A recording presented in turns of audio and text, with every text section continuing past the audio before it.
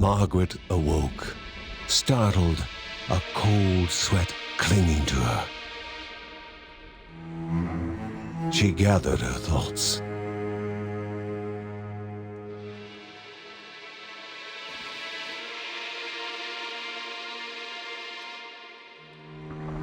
Aged wood creaked, echoing through the quiet rooms.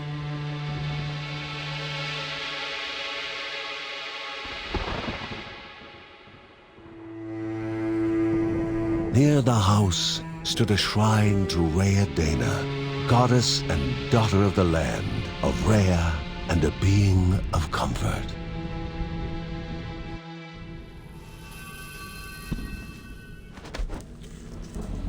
Margaret sought answers. But the goddess did not speak.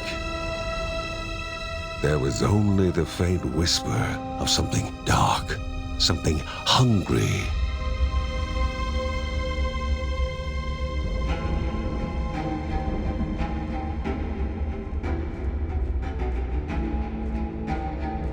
The old seer's bones felt the weight of their age as she climbed.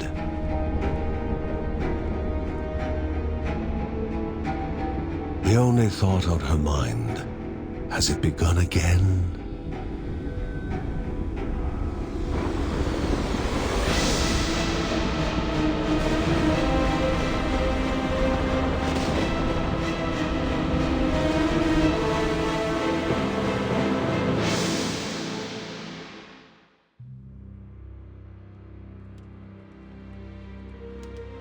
John's mission would be a simple one.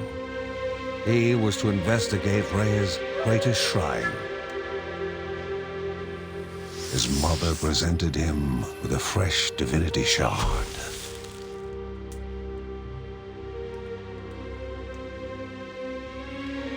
From his brother came a newly sharpened sword.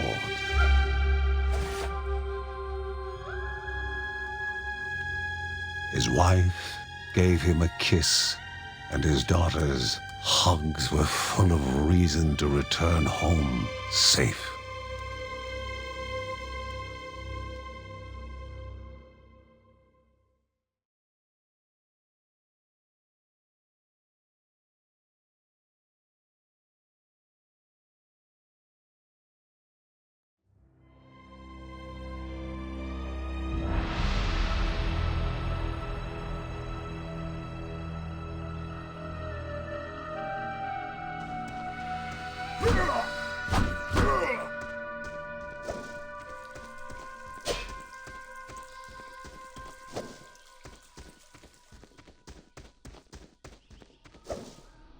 Rhea, a land long forgotten, a place of unimaginable beauty.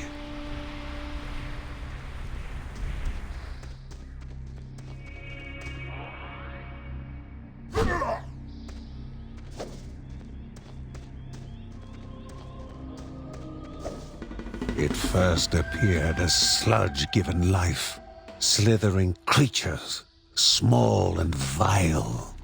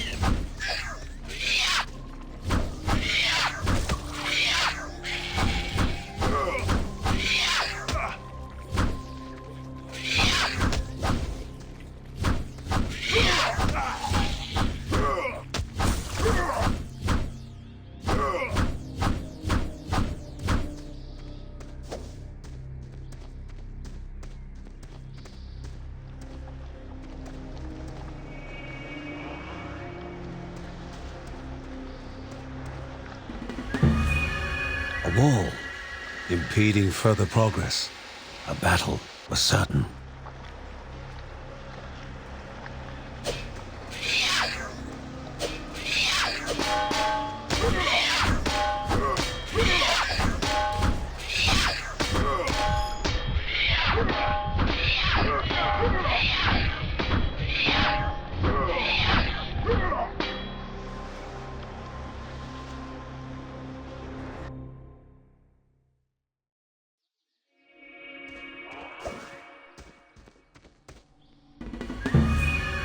A wall.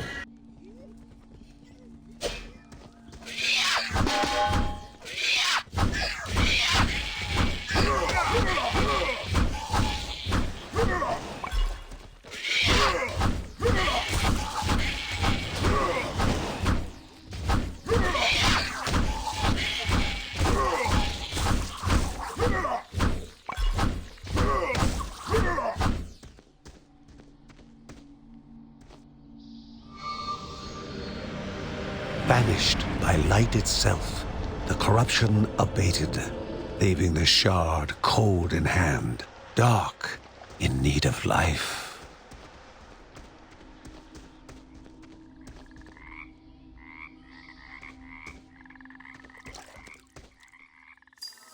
The shard grew warm, humming softly from the harnessed energy.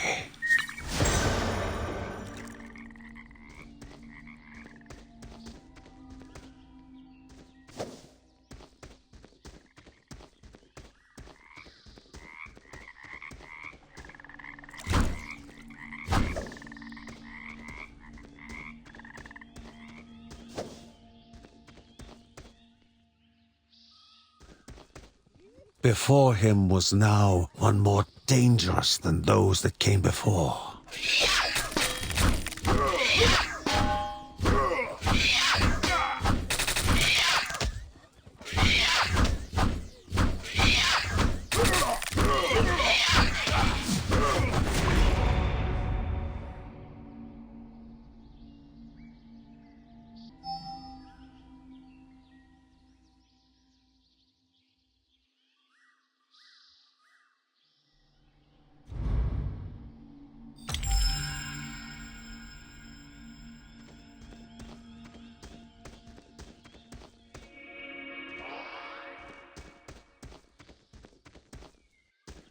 Goblins, a familiar threat, albeit farther out than usual.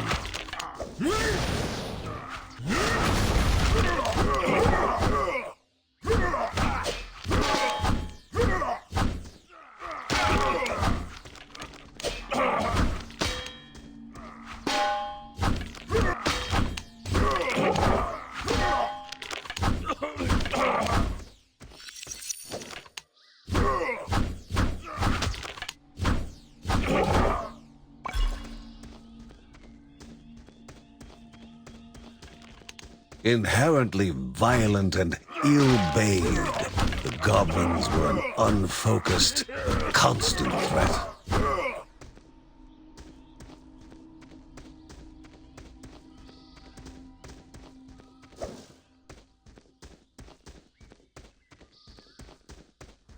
Magnificent, but dangerous, a land of love found and of love lost.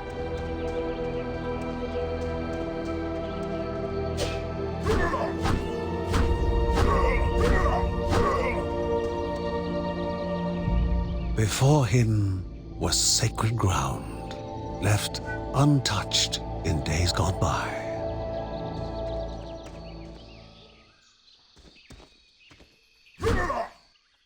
Remaining calm and collected, the shock of his heart-skipping beats was concealed in expert fashion. Before him stood Linda, his eldest daughter, with bow and quiver at the ready, determined to do her part.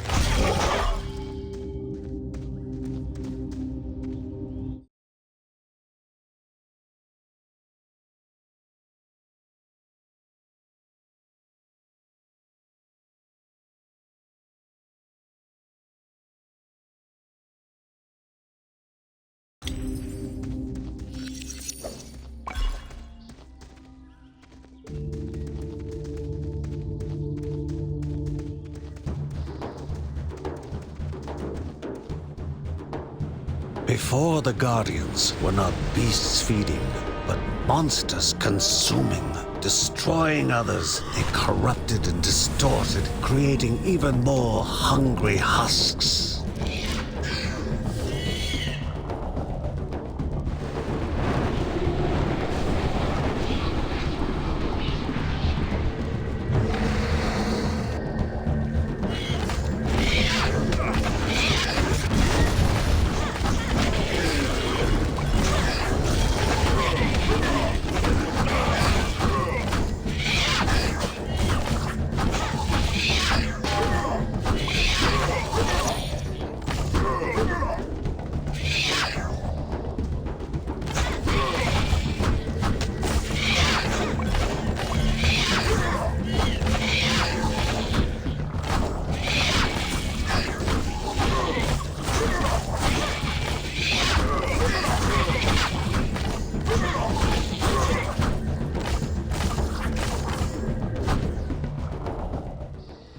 Both father and daughter gathered their thoughts, their hearts heavier than before.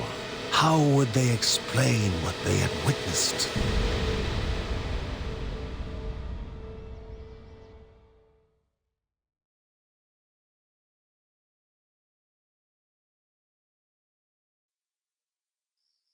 The ancient tree had been cut down.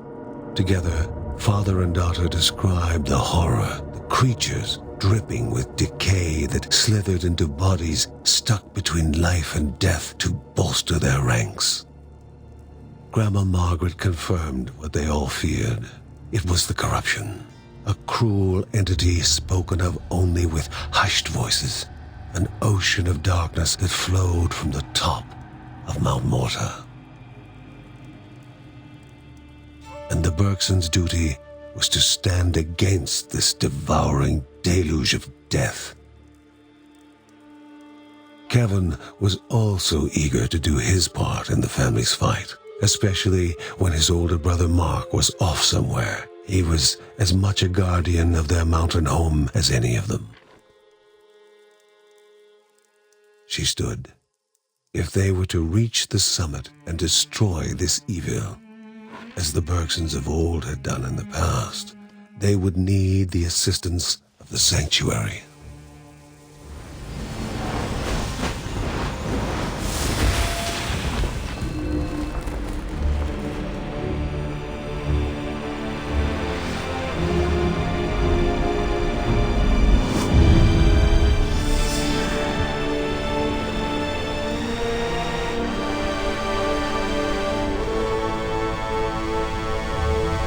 Given to the Bergsons by Rhea herself, the sanctuary was a gateway to the mysterious lands around the mountain. Margaret pointed to the huge crystal at the center of the den, revealing their next task: to activate it and open the way to the source of the corruption. And once Rhea's 3 spirits are gathered on the grounds, the only gate to the top of Mount Morta will open in this chamber. By himself, or with the assistance of those who loved him, John needed to gather the 3 spirits from their lands.